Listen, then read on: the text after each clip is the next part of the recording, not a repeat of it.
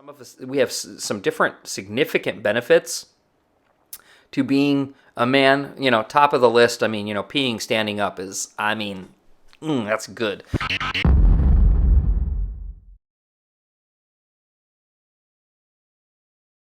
Hey, how's it going, YouTube land? Paul here with Paulie's Rants, and I am off to start with a video with Jordan Peterson. So I love Jordan Peterson. I think Jordan Peterson may be one of the most brilliant minds of our day. And I'm excited to look at this and watch this video.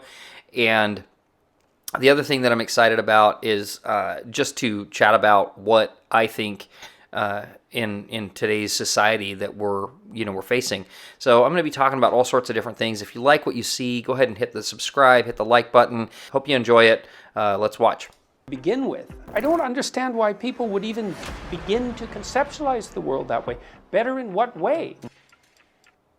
I thought we were talking about masculinity. We are. No, we're not. Yes, we are. How are we talking about masculinity? Because I'm asking you what you think of men and of women. Basically what you've been trying to do, I would say for the last 15 minutes, is put me into a sequence of corners by accusing me of various forms of misbehavior.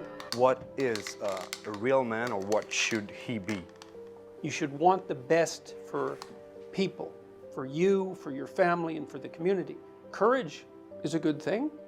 Courage in the face of life's difficulties. One of the things I suggest to the people who are watching my videos, for example, is that a good ambition is to be the most reliable person at your father's funeral. You think that nowadays men lack virility, that they're not men anymore? No, I think that you could make a case that they are punished for those virtues and so are less likely to feel confident in their expression or development. You feel that society nowadays tells men that it's not okay to be ambitious? It's certainly not encouraged, it's discouraged because of the confusion between, the purposeful confusion in my estimation, between power and competence. You think the hierarchy of the patriarchal system is a good one? Well, first of all, I'm not convinced that the theory that what we have is a patriarchal hierarchy is correct to begin with. I don't think that way because I don't understand precisely what that means. Does that mean that women had no role in shaping our society? It's only been the last 10 years that people have made the presumption that it's self-evident that what we live in is a patriarchy. What women haven't contributed? Is this the point we're making? Is that women haven't contributed to our society? They just weren't there until, 1965. And all of a sudden they took their place. All the women before that weren't doing anything at all. It was all patriarchy. You don't feel that globally men have the better end of the stick? No. No, I don't believe that globally men have the better end of the stick. Like what? I don't understand why people would even begin to conceptualize the world that way. Better in what way? Roles of power in businesses, politically, men pretty much rule the world, no? Well, what about in warfare? What about in dangerous jobs? Who gets killed in war? Who fights in war? No. Men. You have women who are soldiers in the army nowadays. Yeah. It's opening more and more. Yeah. Well, no, we're not going to go down that. Is a woman soldier not as good as a man soldier? I don't know whether a woman soldier is as good as a man soldier. I know that in most armed forces, women aren't placed in high combat frontline positions. Who is responsible for this, the demasculization of the society? Feminist groups have a fair bit to do with it, and the radical left types that insist that what we live in is a patriarchal tyranny. They think that the idea that our culture is a tyrannical patriarchy is an axiomatic truth. I think that I'm not digging the way that this video is done. I like the backgrounds and stuff like that. It would be interesting to watch, but I don't think it's interesting for you to watch my reaction to this video. So I'm actually just going to chat a little bit about. In fact, I'm going to turn off the desktop cam or the screenshot because I think that there's a misconception that's happening here, or I think that one of the things that Jordan brings out regularly and consistently is this equality that we that is shoved down our throat consistently. Men and women are not equal, and women are oppressed, and women don't have the same rights, and women don't have the same, gifts and things like that. Well, sure. Men don't either. Men don't have the same gifts that women have. I can't tell you when I have ever, and I don't drink, but I can't tell you when I've went into a bar and, some woman said, "Hey, can I buy you a drink?" It just doesn't happen. It doesn't happen. It never happens. Okay? You never are going to be in that situation. I shouldn't say you're never going to be in that situation, but the likelihood is about this. And if you are in that situation, you are in the top 5% of good-looking men on the planet. That's the reality of it. You are in that top 5% of gorgeous men that women fawn over, okay? Which he doesn't need you to buy his drink because you're going to go home with him anyway, okay? This isn't me bashing on that from, really. The idea conceptually is just bad. Men and women have different things that happen. Some of us, we have some different significant benefits to being a man. Top of the list, peeing standing up is, that's good. That's a good one. I love that one. I wouldn't want to give that one up for anything. But the idea that men and women don't have benefits based upon what their sex is erroneous. And the fact that men and women both don't have benefits based upon their sex. Men are so much more likely to die in jobs, combat roles, all sorts of different reasons why men are more likely to die from serving their fellow people, their fellow man. I'm not using that as the fellow man is mankind, and I know that that's horrible. People you can't say mankind. You have to say person kind or something. Shut up. Okay? I don't care. But this idea that,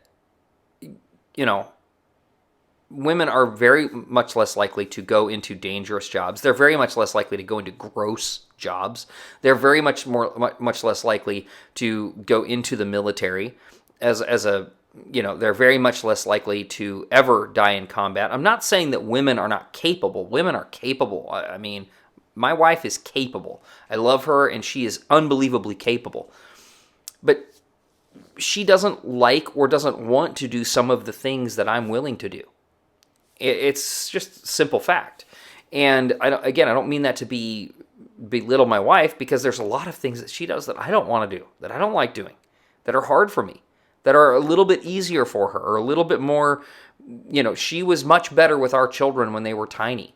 I'm not saying it wasn't difficult, it was, but I'm saying that she had a much more kind of natural ability to empathize with our children when they were, were tiny.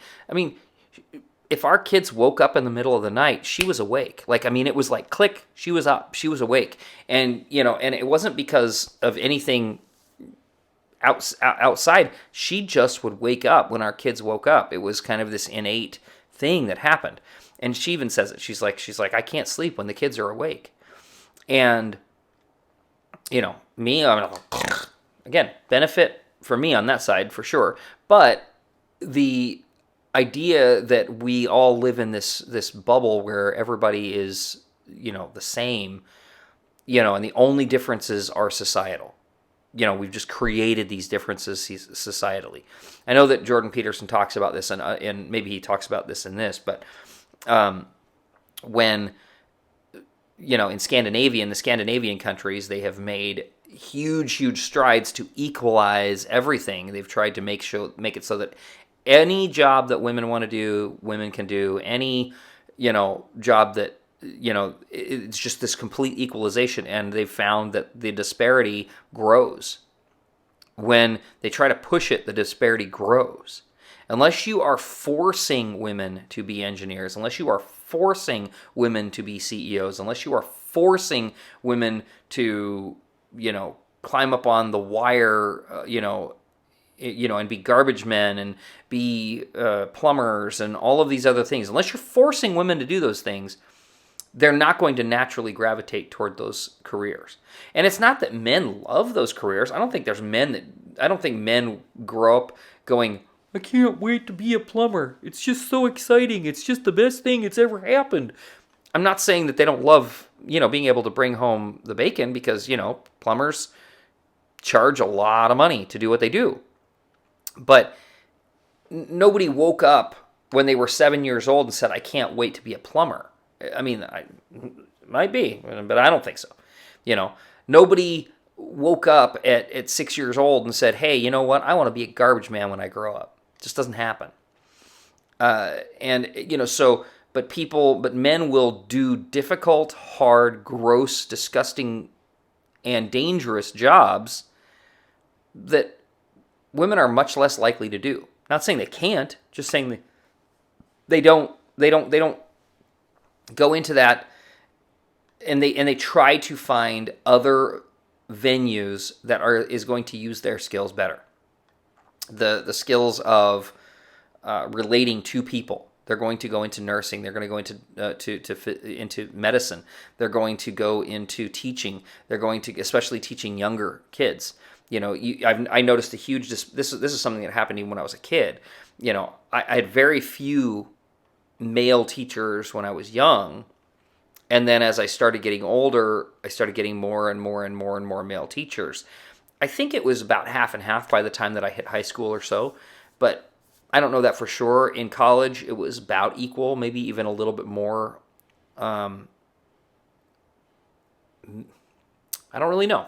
I think it was about half and half in my professors. It was probably men and women probably equally represented there. But if you want to break it down, men and women, we just do different things. And that's great. That's awesome.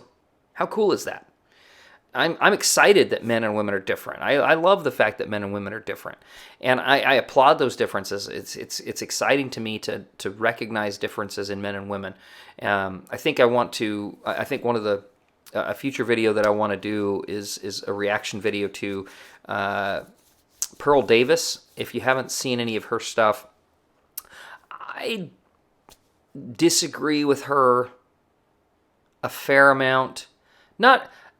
Maybe I don't even really disagree with her. I think that sometimes she is, more on the in the realms of what reality is versus what her opinion is of it, and so sometimes it comes across as this is what she wants it to be versus what, So anyway, I'll make that.